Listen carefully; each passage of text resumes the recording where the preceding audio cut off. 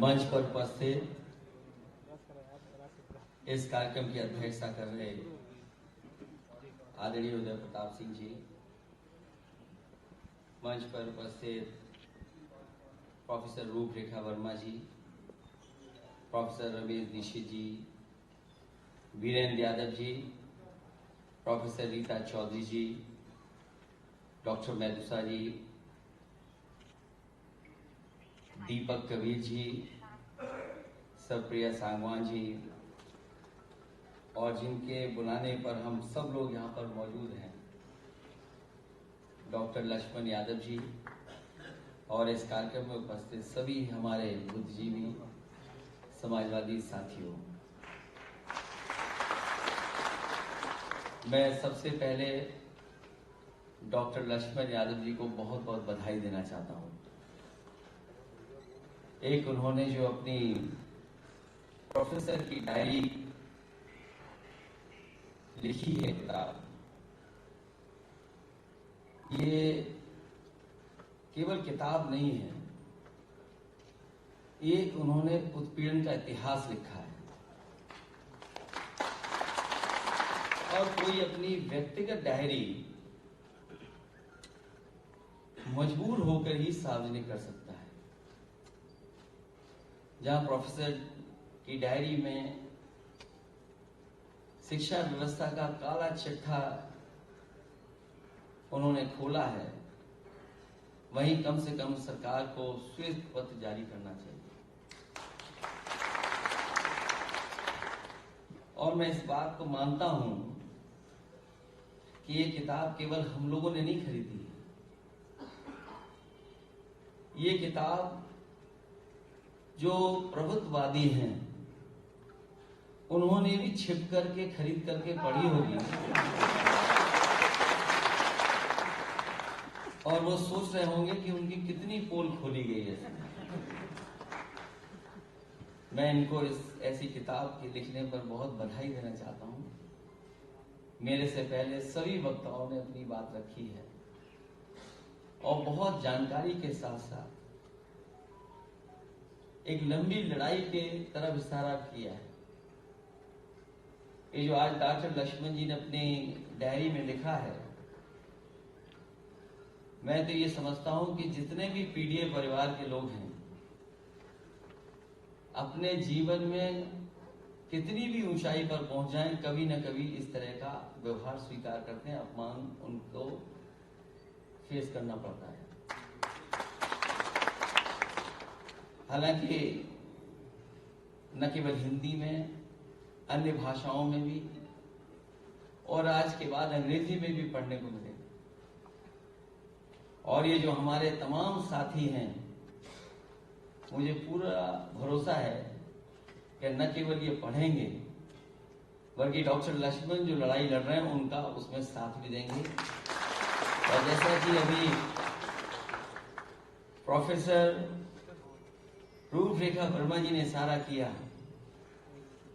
कि उत्तर प्रदेश ने अगर परिणाम अच्छा न दिया होता तो देश के हालात क्या होते। मुझे खुशी है इस बात की कि उत्तर प्रदेश की जनता ने और खासकर पीडीए परिवार के लोगों ने एकजुट होकर के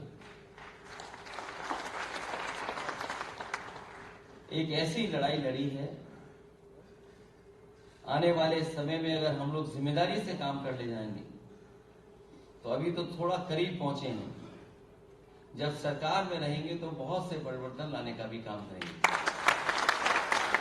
जहां अभी मैं सुन रहा था, आदरणीय उदय प्रताप सिंह जी ने कहा कि मैं वाइस चांसलर हूं, तो मैंने अपनी तरफ से उन्हें धीमे से कहा कि वाइस चांसलर नहीं, हमें चांसलर बना दो।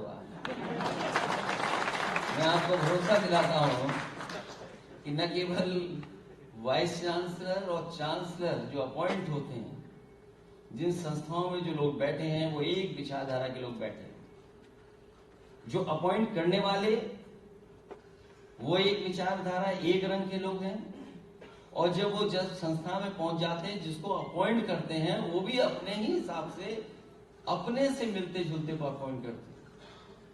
शायद ये लोकतंत्र को सबसे बड़ा खतरा पैदा होने जा रहा है। जहां शिक्षा के सवाल पर और शिक्षा को लेकर के न जाने कितने आंदोलन हुए। हमारे कितनी पॉलिटिकल पार्टी के लोगों ने समय समय पर न जाने कितनी बातें कही। और सच्चाई भी यह है कि देश वही तरक्की किए हैं जिन देशों में शिक्षा का स्तर बेहतर हुआ है या सबको शिक्षा बराबर मिली है। इधर देखने को मिलता है कि सबसे ज्यादा हमला अगर किसी संस्था पर हो रहा है तो वो कॉन्स्टिट्यूशन बॉडीज के साथ साथ सबसे ज्यादा हमला इस सरकार में अगर किसी पे हुआ है तो हमारी शिक्षा की संस्थानों पर हुआ है। जहां अभी प्राइवेट यूनिवर्सिटियां आ रही हैं, वहीं सुनने में ये भी आ रहा है कि अब तो विदेश की यूनिवर्सिटी भी भारत में आ जाएंगी। जब हम प्राइवेट यूनिवर्सिटी में कहीं नहीं खड़े हैं, सरकारी यूनिवर्सिटियों में हम कहीं नहीं खड़े हैं, तो सोचिए जो विदेश की यूनिवर्सिटियां आ जाएंगी तो हम कहां खड़े दिखाई देंगे। इसलिए लड़ाई बड़ी है जो हजारों साल से हमारी चलती आई है, उस पर कभी न कभी विराम तो लगेगा ही। हमें उम्मीद है कि जिस तरीके से पीडीए परिवार एक हुआ है और इंडिया गठबंधन के साथ खड़ा हो गया और इंडिया गठबंधन और पीडीए की रणनीति ने जिस तरीके से मुकाबला किया है, हमें पूरा भरोसा है कि इसी रास्ते पर हम लोग चलेंगे तो आने वाले समय में हम लोग कामयाब होंगे। और जो कुछ डॉक्टर लक्ष्मण यादव जी के लिए हुआ है, अभी तक तो उनमें बंदिश थी, पढ़ाने का समय था, लेकिन अब आजाद हो गए आप। अब आपको किसी बंदिश में कोई बांध नहीं सकता है। अब आप आजाद हैं और हमें पूरा भरोसा है कि आवाज आजाद रह करके जो आपके ऊपर गुजरा है उसकी लड़ाई लड़ेंगे। हम लोग साथ हैं, आपके पूरे सम्मान के साथ आपको आगे बढ़ाने का काम करेंगे। इन्हीं शब्दों के साथ आए हुए तमाम साथियों का बहुत बहुत धन्यवाद देता हूं। इस किताब के माध्यम से जो जानकारी दी है आपने, जो आपने संघर्ष के बारे में बताया है और जिस तरीके से संस्थाओं में जो कुछ चल रहा है, शायद ही कभी ऐसा हुआ होगा जो आज संस्थाओं में हो रहा है। हमें उम्मीद है कि आने वाले समय में संस्थाओं को भी सुधारने का काम होगा। बहुत बहुत धन्यवाद।